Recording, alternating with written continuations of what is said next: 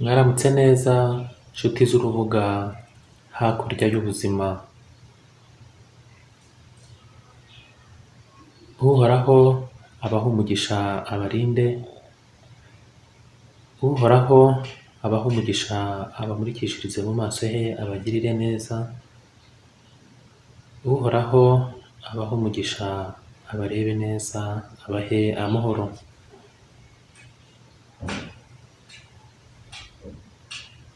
Ndabasuhuje bana b'Uhoraho, Uhoraho abahoreho nk'uko umuhozaho ubugingo.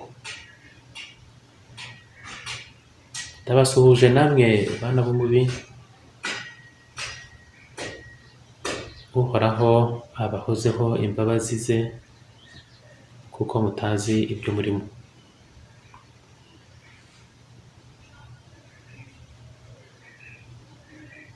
Tumaze iminsi tuganira ibijyanye na za rituweli z'ukwezi ariko nabaye ngarukiye ku buturo bw'ukwezi runaka kugira ngo ninjizemo n'inyigisho za wika. Aha tukaba tugiye kureba kwinjira muri rituweli ya wika ariko ari nayo ya magie blanche, aho tugiye kumenya gutandukanya incantation, invocation na formule magique. Ni byiza ko umutongero cyangwa se icyo uhamagara cyangwa icyo usaba umenya kubitandukanya, umenya uko ubikora, igihe ubikora n'uburyo ubikoramo. Akenshi na kenshi rituweli nyinshi zicwa n'uko zakozwe nabi, cyangwa se umuntu akihutira gukora rituweli ntakurikize amategeko yayo uko akwiye bitewe n'icyo akeneye. Aha niho hava ko abantu usanga bavuga ngo rituweli iyi ntikora, kandi wahora n'undi akakubwira ati jyewe dore ibyo bimaze kungezaho. Donc bikaba ngo nka bya bindi mugani wa kinyarwanda uvuga ngo uwo yahaye n'uwo yimye barahura bakarwana. Kuri buri muntu niko bimera.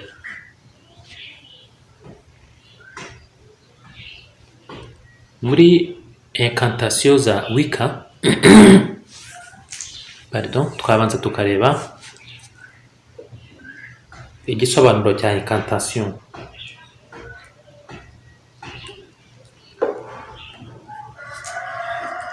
Tukaza kureba ese umuntu akoresha incantation, invocation cyangwa formule magique. Ese ni ryari wakoresha incantation ya wika? Turareba na incantation za magie blanche muri wika. Nitubona umwanya turebe na rituweli incantatoire icyo ari cyo.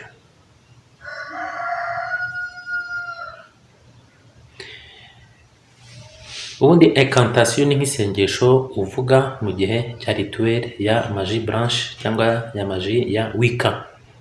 Akenshi na kenshi iba iri kumwe, iyo umuntu ayivuga, iryo sengesho riba riherekejwe n'ibintu by'ibikorwa, navuga geste. Izi geste ni ngombwa. Hari geste ukora runaka n'intoki zawe, uko ugomba kuba uhagaze. Akenshi na kenshi, si buri gihe, ariko iri sengesho ryo muri rituweli ya magie ya wika cyangwa na magie blanche ijyana n'ibyo ukoresha intoki, amaboko n'ibindi. Akenshi na kenshi rero incantation uyikoresha usaba ubufasha, yaba marayika cyangwa abamarayika bakuru cyangwa se Uhoraho. Kubemera imana nyinshi bakoresha izo mana zabo n'imanakazi zabo. Burya buri esprit yose iba ifite identité yayo, ifite ibiyigize nka personalite, ndetse ifite n'imbaraga zayo ikoresha yahawe. Wenda urugero ahangaha nabaha urugero nk'urwa marayika witwa dufate kariyeri. Marayika kariyeri akunda gufasha cyane muri rituweli ijyanye n'ibintu by'amahirwe no gusaba akazi. Marayika kariyeri afasha ku bintu bijyanye, iyo ukoze rituweli ijyanye n'ibintu byo gukurura la chance, donc amahirwe et le travail, n'ibintu by'akazi. Rero muri iyi incantation nagira ngo nsurinye neza cyangwa se mpamirize neza yuko ijambo wowe uvuga niryo riha imbaraga incantation, kuvuga kwawe. Niyo mpamvu incantation yawe ugomba kuyivuga neza yumvikana, nta gutatona, nta gusubiramo, nta kubyica. Ugomba kuyivuga neza. Iyo uyivuga ubyica, ujijinganya n'ibiki, rituweli yawe ntabwo iba ifite imbaraga. Ubundi kera muri magie blanche no muri wika incantation twazigaga ari nk'indirimbo, ariko ubundi incantation iryo jambo ubwaryo urebye cyangwa incantation mu gifaransa ni in, bitangira incantation ubundi bivuga ni nk'igitekerezo cyo kwinjira mu kintu, naho cantation byavuga nk'indirimbo, kwinjira mu ndirimbo ariko y'isengesho. Donc ni ururimi rutamenywaga n'abatiga, ariko rukitwa langage de puissance, imvugo y'imbaraga. Rero bigitangira ubundi incantation yari isengesho ry'imbaraga.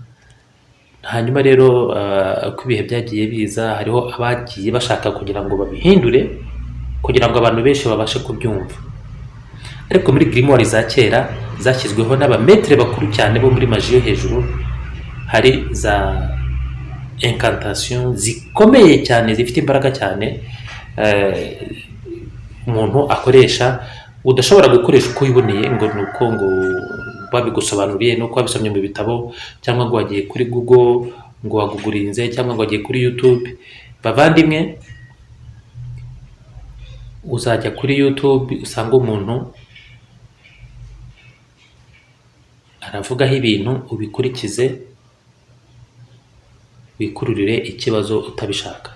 Nanjye ndi kuri YouTube, ushobora kubikurikiza ukikururira ikibazo utabishaka. Niyo mpamvu ibi ngibi mvuga mukwiye kubigenzeza umwuka. Icya mbere, ndi mu nzira y'uhoraho, ndabihamya, ariko si ngombwa kubyemera, ubyemere cyangwa ubireke. Icya kabiri, ibi ngibi mvuga ubigenzeze imbuto byera byo ubwabyo, kuko nibyo nguha, ntabwo ari jye ukwiha. Ugenzure ibyo nguha imbuto byera, niziba nziza uzikoreshe, niziba mbi uzihorere, full stop. Hari incantation za kera z'amagambo ya kera akomeye cyane. Urugero burya nko kuri desenvoûtement cyangwa kurogora, hari nk'ijambo rikoreshwa wenda ryitwa nka noge creative rumis. Iri jambo noge creative rumis ni ijambo rikoreshwa mu kurogora rikomeye cyane. Abo nakoreye za desenvoûtement abenshi baranakize, njya babona no ku YouTube bavuga n'ibiki. Hari nk'ijambo nagikunze gukoresha rivuga ngo el large pandibu duwai parisisi, naryo ni rya desenvoûtement, kurogora. Abakora rituweli yo kugira ngo nk'umugabo wagukunde cyangwa se umuntu mukundane mwabyiyemeje mwembi, kuko njye sinjya nemera ko umuntu akora rituweli yo kugira ngo umuntu amukunde ku ngufu. Oya, bimubwire ko umukunda, nawe abyemere, uvuge uti none dukore rituweli kugira ngo urukundo rwacu rutazasenyuka, muyikore.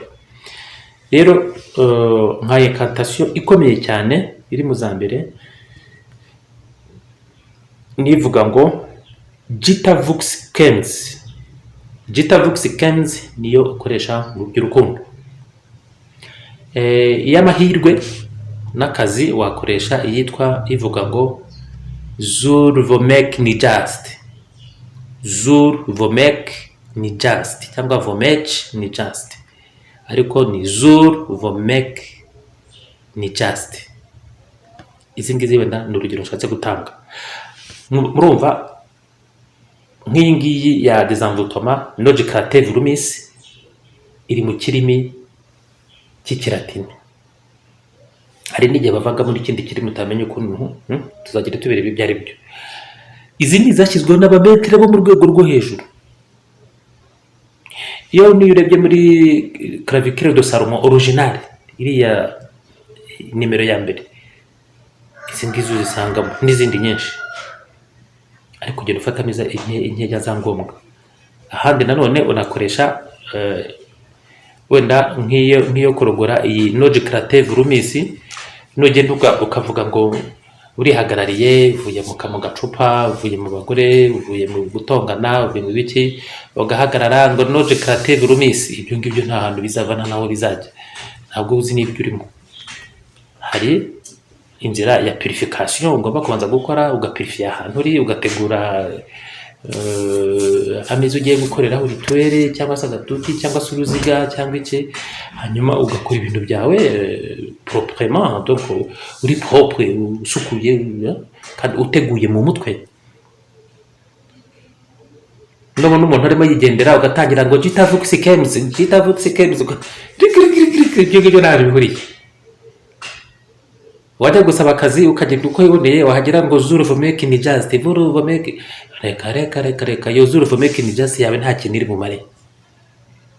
Ugomba kugira uko ubikora ubwo bwo reshatse kumvisha uburyo tujya dushyuha mu mutwe, ukavuga ngo reka mvuge nagaruko nguko buri kintu kigira umuteguro.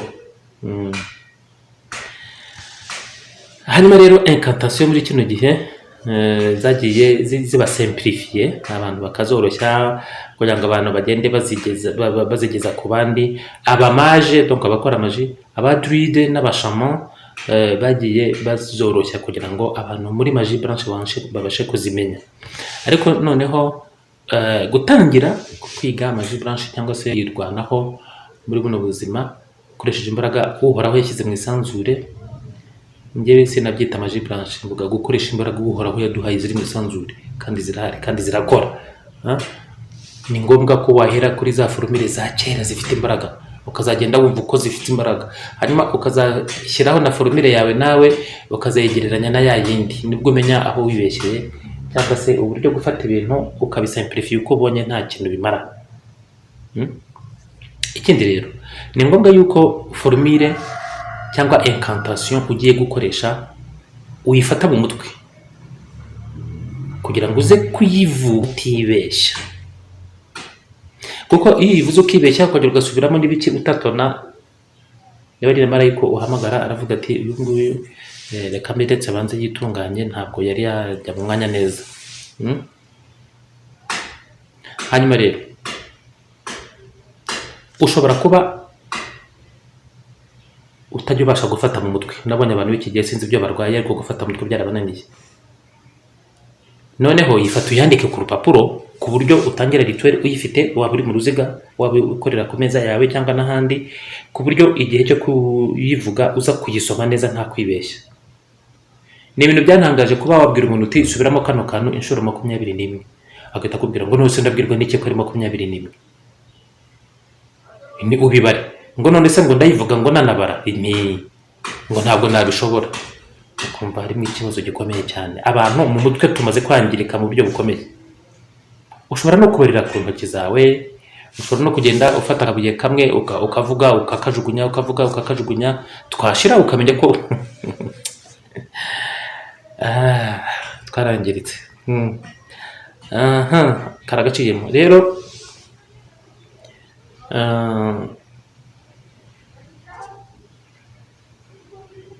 Akandi kantu ushobora kubabwira, hari igihe ushobora gusanga incantation ukoresha kuri marayika runaka, ukumva undi wemera imana nyinshi, barahari bemera imana nyinshi murabazi cyangwa ntimunabazi, ukumva nawe arayikoresheje ariko ahamagara imana yindi cyangwa ahamagara imanakazi, ibyo ntukabyiteho.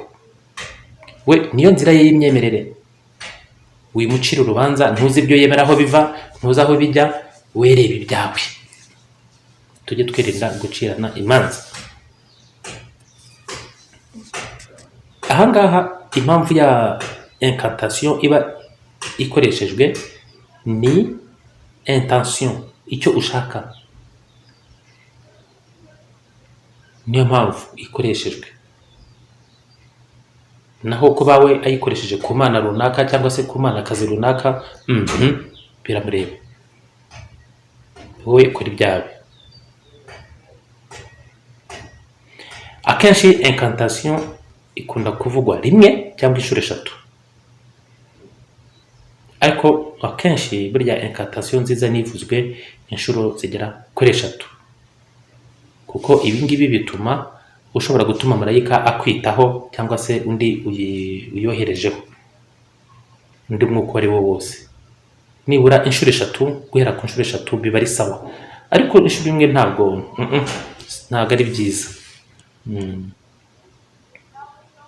Ikindi nuko nasobanura nuko iyi incantation nk'izi ngizi mvuze ntabwo habamo risque yo kuvuga ngo wenda urugero uravuze ngo noje creative rumisi ngo bose ngo nta mwuka ngo wabuje. Oya, nta risque izi ngizi mba mvuze nkazivuga, nta risque iba irimo, ntayo irimo, ntabwo nayikubwira. Gusa mfite uburyo nzivuga kugira ngo mutazajya murogana hagati yanyu cyangwa mukoherezanya ibintu. Hari uburyo umuntu aba agomba kwigisha ibintu ku buryo biba nta risque irimo ngo umuntu abikoreshe ku bandi. Incantation rero burya igizwe n'ibintu bitatu, ni ikintu umuntu wese akwiye kumenya. Buri incantation igizwe nicyo bita introduction cyangwa introduction cyangwa umwinjiro, hakabaho la demande, insabo yawe, hakabaho na clôture, gusoza. Introduction rero intangiriro cyangwa umwinjiro mu kintu ni ugusaba marayika cyangwa se imana wemera cyangwa iki kuza kugufasha, ni demande de l'aide à l'ange cyangwa se ku yindi divinité wemera. Ni wowe urimo gusaba wa mu marayika ngo aza gufashe, cyangwa se gusaba uhoraho agufashe. Hanyuma hakaza na demande ubwayo. Ahangaha ni ibijyanye na rituel urimo ukora. Ahangaha iyi demande hari ubwa mbere introduction kwa gusaba marayika kuza kugufasha, ariko aha kabiri demande ubwayo ni ivuga icyo ushaka ko agufasha ni iki. Wamubwiye kuza kugufasha muri introduction, ariko ubwa kabiri muri demande uramubwira ngo ndashaka iki, nkeneye iki. Ahangaha wowe ushobora guhindura incantation ukongeramo ikintu runaka bitewe n'icyo ushaka gusaba. Icyo ushaka gusaba ni wowe ukizi, ni nawe uri bugishyiremo. Hanyuma clôture rero ni igika cya nyuma cya incantation kigizwe no gushimira marayika cyangwa se undi mwuka uri wo wose wahamagaye ngo ugufashe. Ibyo ni ibice bitatu bigize incantation, ni introduction, request no guclosing, gufunga. Ese ni incantation, ni invocation, ni formule magique wakoresha niki? Hari terme eshatu zijya gusa abantu bakunda gukoresha ngo incantation, ngo formule magique, ngo invocation. Ariko burya igisobanuro cy'aya magambo uko ari atatu: incantation, formule magique na invocation. Ndagira ngo mbibutse ko dutangira ibi biganiro nababwiye ikintu cyitwa evocation na invocation. Aho ngaho ni magie théurgique. Hanyuma evocation ushobora guhamagara umwuka ukaba uri hariya. Invocation bigiye muri wowe. Incantation tumaze kuyibona, formule magique nari amagambo maze kubabwira, ariko akenshi na kenshi bigiye bitandukanye bitewe na art ésotérique urimo ukora. Niba ari magie blanche bifite uko byitwa, niba ari magie rouge bifite ukuntu biri bwitwe, gutyo gutyo. Reka tubirebe. Kuri rituel za magie blanche zose turagumana inyito ya incantation. Izi incantation zikoreshwa muri rituel y'amahirwe, y'amafaranga, y'ubuzima bwiza, y'akazi, yo kurogora no kwirinda cyangwa no kwisukura. Noneho nitujya muri rituel za magie rouge. Magie rouge niho turi buvuge ijambo formule magique. Muri magie rouge turi buvuge formule magique. Nubwo dushatse twanakoresha ijambo incantation, ariko muri magie rouge nababwira ko mwajya mukoresha ijambo formule magique muri magie rouge, donc ijyanye n'iby'urukundo. Hanga hazamo retour amoureux, kugarura uwo mwakundanaga, retour affectif, kongera kugira urukundo n'abantu, fidélité, kudacibwa inyuma n'uwo mwashakanye, protection de couple, kurindwa ku rugo rwanyu, séduction, gutuma kugira igikundiro, mbega ikintu cyose kijyanye n'urukundo. Hanyuma rero noneho hakaza magie noire. Magie noire rero niho turi buze kuvuga invocation, kuko ahangaha ni uguhamagara umwuka runaka cyangwa daimoni runaka. Ntabwo ari ugusaba, aha ni itegeko, mubyumve neza aho bitandukaniye.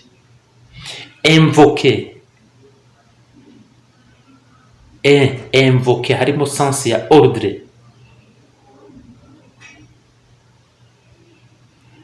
Ahangaha umwuka uhamagaye urawutegeka ngo ngwino, kandi uzi amagambo uwutegekesha, uzi amagambo awutsikamira ukaza wabishaka kutabishaka. Ariko nanone muri rusange invocation ikunze gukoreshwa ku bamarayika bataye ubuziranenge bwabo, cyangwa se no ku badayimoni.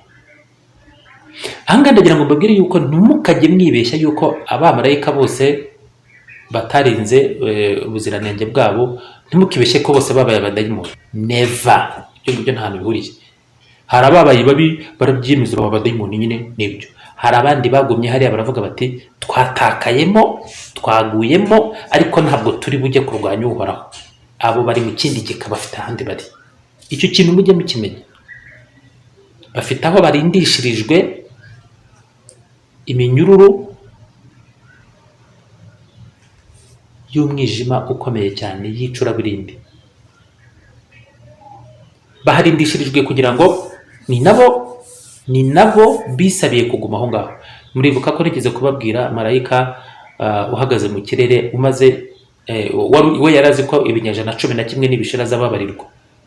Niba ubu yarababariwe, niba atarababariwe ntawe ubizi, ariko ushobora kujya kuvuga umuntu yihangishijeho aravuga urugero ngo Samiyaza ngo ubungubu ngo yaragize, cyangwa akavuga undi gutyo Asterote n'abandi. Ibyo ni iby'Uhoraho nabi. Icyo nshaka kuvuga ahangaha, hari abamarayika batsinzwe. Donc batsinzwe gute? Ntabwo ari iby'imirwano. Ahangaha nta question y'imirwano yabayemo, ntibakajya bababeshya. Uhoraho ni no mu cy'imirwano Rwanda. Ibyo ngibyo n'utuntu no. Nta bintu byo gufata inkota ngo bacagagura n'inkoko nk'imenyereye n'imipanga n'imiri n'amafundi n'amacumu n'imyambi byose. No. Umucyo uraza, umwijima ukagenda. Tout simplement. Ahangaha rero hari abamarayika batarinze ubutware bwabo, bakurwa mu ijuru, ariko ntibajugunywa hamwe n'abadayimoni. Aba badayimoni bo nabatuye ko bagiye mu nzira yo kurwanya Uhoraho. Ahangaha mwibuke ko Satan mbere na mbere bivuga umuhakanyi, upinga. Invocation rero ituma wowe wihuza n'imbaraga zikomeye cyane. ukaziha icyo zigomba gukora vuba kandi mu mbaraga nyinshi kurusha no muri magie blanche. Kubera iki rero? Aka kantu nako mukwiye kukamenya. Rituel za magie noire zigira imbaraga cyane. Kubera iki? Kuko zerekeza ku kibi. Ikibi kirihuta. Ikibi kirihuta, ariko icyiza kiza buhoro, cyitonze, ntacyo gisiganwa nacyo, kikaza mu nzira nziza, iboneye, ikwiye, mu gihe kiboneye, gikwiye, mu buryo bukwiye, no mu murari wabyo. Ariko nishaka gukora rituel ya magie noire, tuvuge urugero, urampemukiye, izo rituel ndazizi nubwo ntakora magie noire, narangiza nkava mu muhamagaro wanjye nkarakara, nkigira akabushungwe, nkavuga uyu muntu ntabwo mba naho kanze nkwereke, nkagukorera iyo rituel. Ndayikora saa 5 n'iminota 20, urabugaramye ahantu umeze nabi. Kubera iki? Nahamagaye umwuka, nkuha itegeko, mu byumve neza, nkuha itegeko, nkuha mission yo kugenda vuba cyane ugakora ikintu nifuza, kandi mu minota mike bakambwira bati kanaka bigenze gutya, ukuguru kwabyimbye kurangana n'ingorofani. Ariko ndagira ngo mbabwire yuko ibamo risque zikomeye cyane, cyane cyane kuri wa wundi ubikora iyo atari protege cyangwa atazi uburyo bwo kwiproteja mu buryo bufatika. Kubera yuko ahaga niba wahamagaye dayimoni, iba ifite icyo bita injonction. Amagambo uvuga amotiva ya dayimoni. Noneho izo injonction zituma ifite icyo ijya gukora kuri wa muntu. Ya dayimoni itigenda ikajya gukora ibintu kuri wa muntu runaka, kubera amagambo wayitsikamije. Noneho igahutaza, ya dayimoni igahutaza l'ordre des choses, umujyo w'ibintu uko byari biriho. Manuel yari yibereye hariya, yabyutse ahamagara insibikati, okicwa na mugiga we, wogahamba we, ndakumena, insibika nayo iba ikoze mu nganzo iti kanze mbanze nkwereke ukuntu uri bumene. Ihamagaye dayimoni, arabwira ati genda urebe Manuel aho ari. Manuel, ndifuza yuko nkino byaza kumuvugisha igishimwa n'igihindi. Nuko genda ubikore. Dayimoni kagenda, hanyuma ubwo ikabikora. Manuel isaa 7 bakambwira ngo arise hashika ino ryabyimbye, rirangana n'umufuka witwa general. Wa mufuka hari imifuka cyera bitaga general y'amagunira. Nuko bati ino rye rirangana na n'umufuka w'ibishyimbo ucuritse. Nkavuga ni nuko sasa nukuvuga ngo rituel za magie noire, icyambere zirihuta, icyakabiri zigira efficacité. Kubera iki? Icyambere turi mu kibuga, ahangaha turi mu kibuga cy'intambara, kandi imbaraga zihari zikora cyane n'izumubi, ariko abana buhoraho bafite imbaraga zibarengera muri byose. Rero ukoresha invocation arahamagara dayimoni, ayihe mission mu magambo runaka, ihindure umujyo w'ibintu uko byari bimeze. Manuel ko yari yimereye neza, agiye kwigira icyangugu kurangura, agiye kwigira ikibungo kurangura, agiye kwigira Butare gusura abantu, bihite bihinduka abantu ahubwo yaragiye gusura babe ari bo baza kumusura yageze mu bitaro. Nagera mu bitaro bakamutera urushinge rugira gute, arabyimba kurushaho. Uko ibitaro bya kizungu biri bugende bimuvura niko arushaho kuremba, ndetse nibamutera n'urushinge wenda nk'urwa antibiotique barwanya za infection n'ibiki, ubwo ziri bwirenge. Ubuvuzi bwa kizungu uko bugenda bukora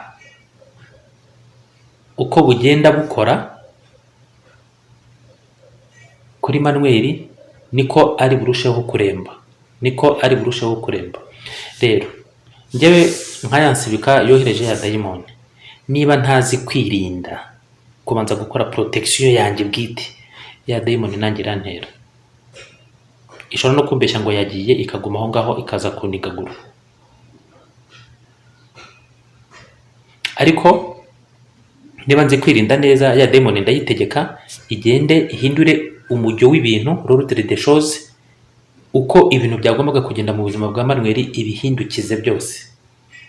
Ariko mbagira inama buri gihe yo kutazigera mukoresha invocation za magie noire. Icyo ni kimwe. Akenshi na kenshi ndagira ngo nanababwira ikintu mutazi. Hari ukuntu ushobora kurakarira umuntu ukajya kumukorera rituel ya magie noire cyangwa ukajya kumurogesha akabimenya, afite protection runaka ahora na wowe utazi. Iyo abimenye adakora magie noire, swat amabuye afite ari busunike ibyo wohereje bize mu muryango wawe gahoro gahoro utabibona, uzajye kubona ubune wasingiriwe bitihise. Arabibona abisubizi wawe n'imbaraga nyinshi akoresheje n'imyuka runaka. Akenshi na kenshi ndagira ngo mbwire ko wowe iyo ugabye igitero bwa mbere ukigaba ku muntu, iyo agukoze agukora bukoze, kuko ni wowe wabanjije kumugabaho igitero. Ahangaha uba ufunguye inzira y'ibyago kuri wowe. Ntimukajye mugaba igitero ku muntu utabagabyeho igitero. Iteka ukora magie blanche ahora kuri defense, aririnda, ariko ntaga ajya muri offensive. Action offensive, igikorwa cyo kugaba igitero, ni icyaba magicien bakora magie noire, ni icyaba mage noire, ni icy'abantu babi bahitamo gukora ikibi no gukorera umubi. Ariko niba ugiye kubera ikibazo ufitanye n'umuntu ukajya kumurogesha, witegure ko bizakugaruka gatatu. Ngiye mvuga inshuro 6, mpamvu mvuga 6 narayibonye. Rero invocation ya magie noire, ugitangira akiha kujya muri magie noire, akiha guhamagara amadayimoni, akiha kohereza hana ngo yarakaye, kazaba kakobayeho. Niyo mpamvu nta na rituel ya magie noire nzabereka na rimwe. Rero ntabingira kareka. Rero incantation ya magie blanche uko twarimo tubyiga, biba byiza kwifata mu mutwe cyangwa se ukayandika ahantu kugira ngo rituel yawe nitangira uze kuyivuga. Amagambo agize incantation aba yarahiswemo kubera impamvu runaka kandi nziza, kubera ko ayo magambo aba afite vibration specifique, iminyeganyego yihariye kandi ifite imbaraga cyane. Rero relation cyangwa umubano ugiye gushyira hagati yawe n'abamarayika muri iyo incantation cyangwa n'indi myuka myiza, biraza guterwa n'uburyo uri buze kuyivuga neza. Niyo mpamvu babwira ngo kutubahiriza text uko yanditse, ubishaka cyangwa utabishaka, bituma aho ujugunye incantation yawe hataba harehare. Gusa ushobora guhindura incantation bitewe n'icyo ushaka gushyiramo, ariko injyana y'amagambo ya mbere ya incantation ntuyahindure. Ikindi, amagambo uvuga agomba kuba ari amagambo yemeza kandi ava ku mutima, ukayavuga wumva ko avuye ku mutima. Kuko nuvuga amagambo yawe nk'ufite iseseme wenda kuruka, ubwo ni wowe urimo witera iseseme rwose, urata igihe cyawe. Imiryango yo mu isanzure iragoma ifunze. Ugomba kuvuga ukavugana n'umutima wawe wose. Ikindi ibintu byo gusitasita no kujugajuga cyangwa se no gukekeranya ngo sango ukavuga wumva utazi ibyo urimo, ntabwo bikunda. Marayika uhamagaye ntabwo akumva, yibaza ibyo urimo bikamuyobera. Ni byiza rero yuko incantation yose ugiye kuvuga wabanza ukitoza kuyivuga inshuro nyinshi zishoboka, ukikosantra, ukayivuga utuje, ukayivuga n'ijwi riri hejuru, ukayivuga n'ijwi riri hasi, ukayivuga n'ijwi riri hagati. Hanyuma noneho ukaza kugenda wongeramo icyitwa emotion, amarangamutima, bitewe n'umubabaro ufite w'ikintu ushaka ko kikuvaho. Wa mubabaro ufite ushyiremo muri incantation yawe. Iyo niyo magie. iyo ngiyo, aho hantu, ako kantu niyo maji. Umubabaro ufite muri wowe imbere ujugunye muri incantation, birahita bikoreka. Ntuzafate iminsi ngo ugiye gusengera umurwayi inshuro 20, 30 ngo uriyiza ngo urajya mu butayu inzoka zikurirayo cyangwa baguterera amada cyangwa se nawe yaterera y'abandi. Ubutigiye itegereza umurwayi urebe uburwayi afite bugutera agahinda. Nugira agahinda nyako mu mutima wawe, icyo uri bumwatureho kiraba. Ariko ugomba kuba wabanje kwisukura no kwiyiza.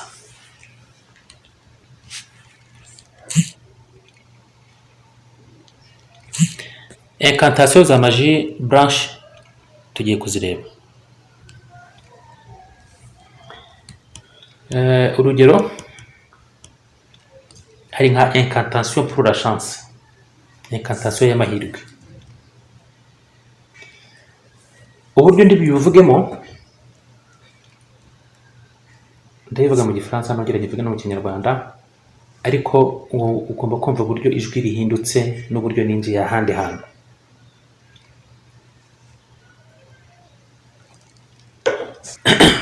Ndimo gusoma ku mazi arimo indimo n'ubuki, ni meza cyane. Iyi incantation pour la chance, mu guhamagara amahirwe turakoresha marayika kariyeri.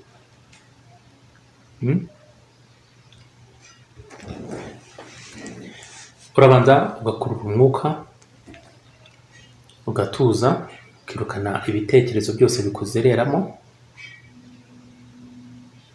ukavuga uti Ange Carrière,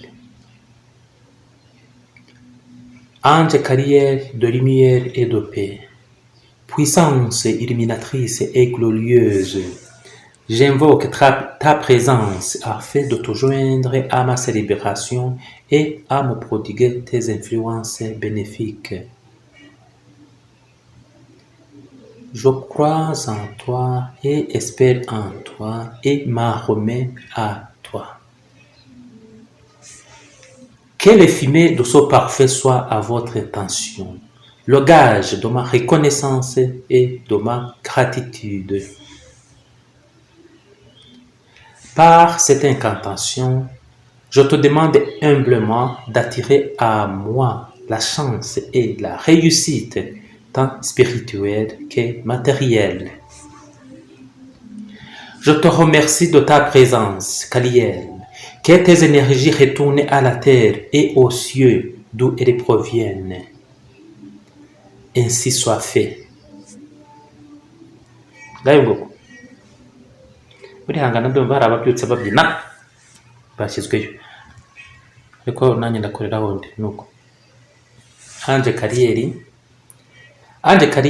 w'umucyo n'amahoro, imbaraga zimurikira kandi zitsinda, mpamagaje ukuba hano kwawe kugira ngo umpe ku mbaraga zawe z'umumaro. Ndakwizeye kandi singushidikanyaho, niyo mpamvu nishyize mu maboko yawe.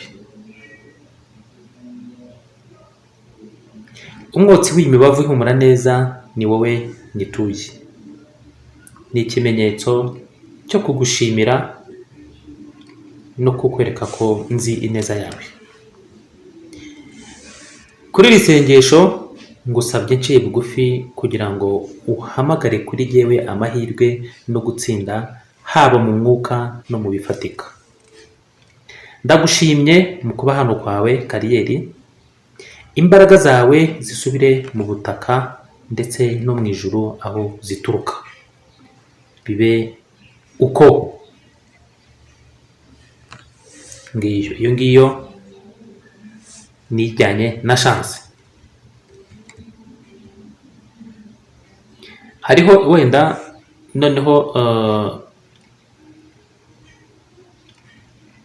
niyo nakwita nka incantation y'amafaranga. Uravuga uti Ange Carrière de lumière et de paix, puissance illuminatrice et glorieuse, j'invoque ta présence afin de te joindre à ma célébration et à me prodiguer tes influences bénéfiques. Je crois en toi et espère en toi et ma remise à toi. Que les fumées de ce parfait soient à votre intention, le gage de ma reconnaissance et de ma gratitude. D'où par cette incantation magique, je te demande humblement d'attirer à moi l'argent et la richesse matérielle. Je te remercie de ta présence, Cariel, car que tes énergies retournent à la terre et au ciel d'où elles proviennent. Ainsi soit fait. Ubundi wowe ukayishyira mu kinyarwanda. Anje Kariyeri w'umucyo n'amahoro, imbaraga zimurika kandi zitsinda, ndahamagaza kuba hano kwawe muri iri twere kugira ngo umpe ku mbaraga zawe z'umumaro. Ndakwizeye kandi ngufitiye, ndakwizeye kandi ndakwemera, nishyize mu maboko yawe. Umwotsi w'uyu mubavu ni wowe mwerekejeho, ikimenyetso cyo kugushimira no kukunezererwa se. Muri incantation magique ngusabye ciye bugufi ko wahamagara amafaranga n'ubutunzi bifatika matériel, donc by'ubutunzi. Je te remercie de ta présence, ndagushimiye mu kuba hano kwawe Kariyeri. Imbaraga zawe zisubire mu butaka no mu ijuru aho zituruka, bibe uko nguko. Iyo ni amafaranga. Hari na rituel nanone y'ubuzima bwiza kugira ngo ugire ubuzima bwiza. Ahangaha duhamagara marayika Aniel, kanayo tuyirebe. Ange Aniel de lumière et de paix, puissance illuminatrice et glorieuse, j'invoque ta présence afin de te joindre à ma célébration et à me prodiguer tes influences bénéfiques. Je crois en toi et espère en toi et ma remise à toi. Que les fumées de ce parfum soient à votre intention, le gage de ma reconnaissance et de ma gratitude. D'où par cette incantation de magie blanche, je te demande humblement que toutes les énergies négatives qui nuisent à ma santé soient inexorablement détruites. Ahangaha ushobora kuvuga uti je te demande humblement de me délivrer du mal dont je souffre, cyangwa se ukavuga uti je te demande humblement d'accélérer la guérison de la maladie dont je souffre, cyangwa uti je te demande humblement de m'accorder une énergie bienfaitrice, de me guider vers une bonne santé et forte et une vitalité.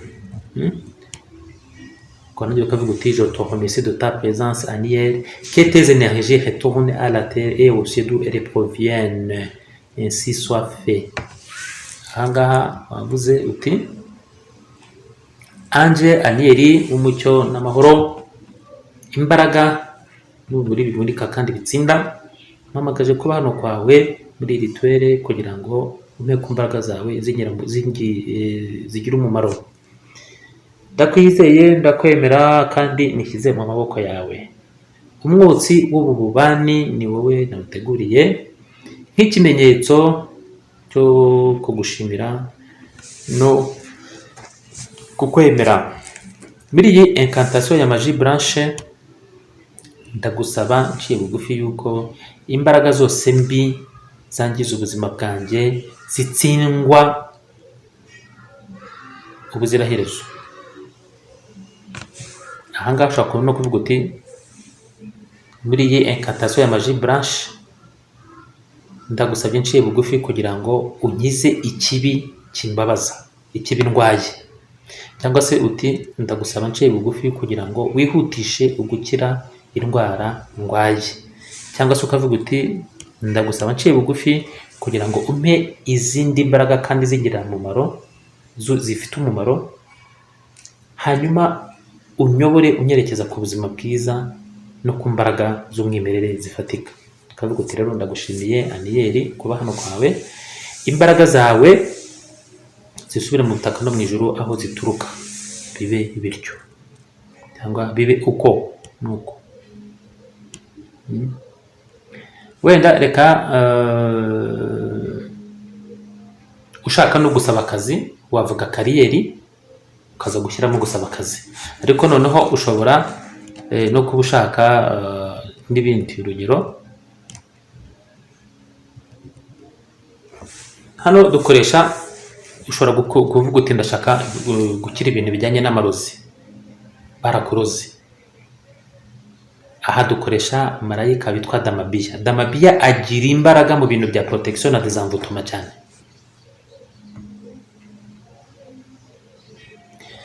Ka tubijyemo neza, turavuga uti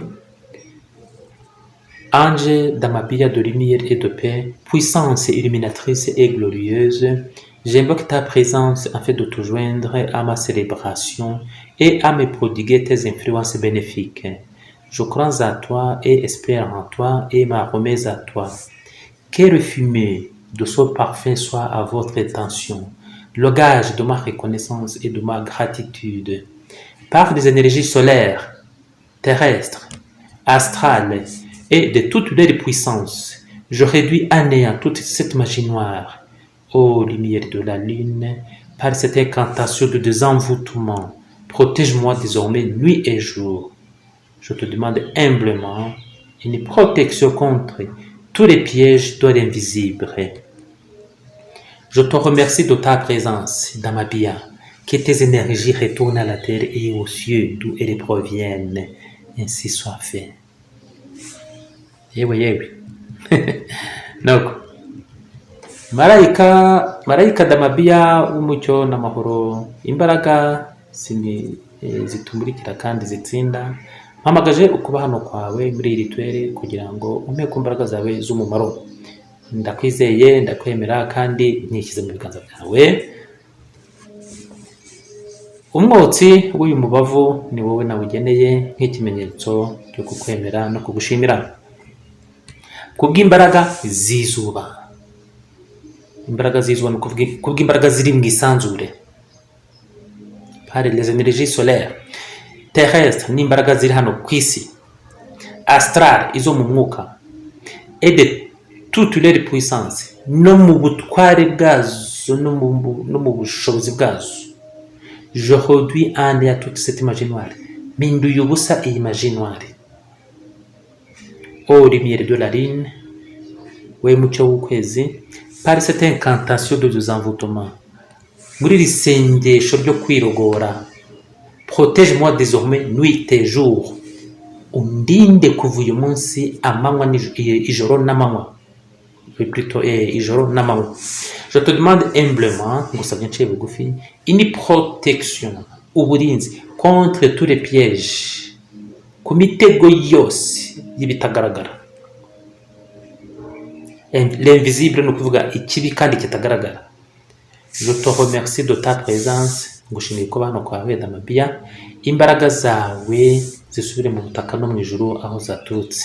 Bibe uko, bikorwe gutyo, bibe ibyo, nuko bavuga ibyo ushaka byose. Noneho turebe na incantation ya protection, bwirinzi. Bikora mbere yo kurogwa cyangwa nyuma yo kurogorwa. Iyo umaze kurogorwa iteka ugomba gusoza na incantation ya protection kugira ngo utazongera kurogwa, cyangwa se ukavuga uti hari abantu bagiye kumerera nabi, reka nkore incantation ya protection, niba bikora bizabagarukeho. Ange Damabiya de lumière et de paix, puissance illuminatrice et glorieuse, j'invoque ta présence afin de te joindre à ma célébration et à me prodiguer tes influences bénéfiques. Je crois en toi et espère en toi et ma remise à toi. Que le fumet de ce parfait soit à votre attention, le gage de ma reconnaissance et de ma gratitude. Ô lumière de la lune, de par cette incantation, protège-moi nuit et jour. Que tu sois une protection contre les pièges de l'invisible. Par les énergies solaires, terrestres, astrales et de toute leur puissance, je me protège pour toujours. Je te remercie de ta présence, Damabiya, que tes énergies retournent à la terre et aux cieux d'où elles proviennent. Ainsi soit fait. Ahangaha muri ya protection navuze nka byabindi navuze mbere, ariko nshyiramo ijambo rivuga ngo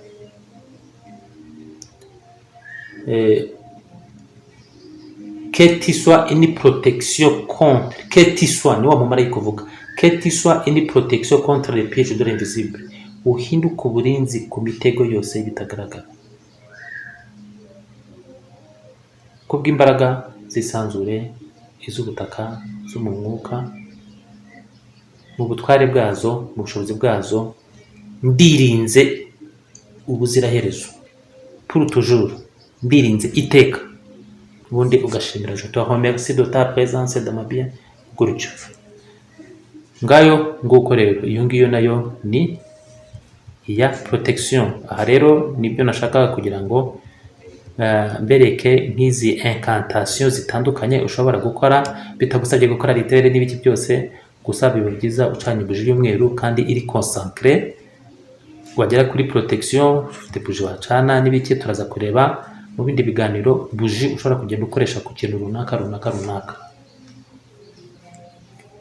Ikindi jyewe mu gihe nasomaga nihuta cyangwa se ntabikora neza, ariko wowe iyi incantation ugomba kuyandika mu Kinyarwanda, hanyuma kandi ukayivuga witonze, utirukanka nkuko nihutaga, kuko jye nagenderaga no ku minota kugira ngo ntabamarira amamega n'ibiki byose, ariko wowe wagenda gahoro witonze, ugashyiramo n'amarangamutima bitewe n'umubabaro wawe ufite. Ngayo nguko, Uhoraho abarinde.